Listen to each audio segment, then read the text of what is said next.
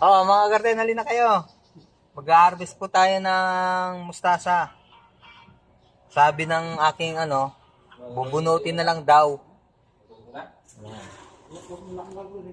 Yan o. Binubunot na lang po siya. Para mapalitan ng panibagong tanim. Kasi dito, pwede kong kumuha dito ng ilipat dito para mas mabilis lumago.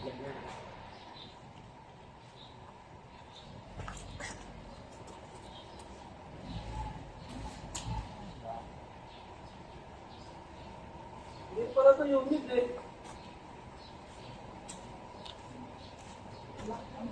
National ID ko eh. Oo.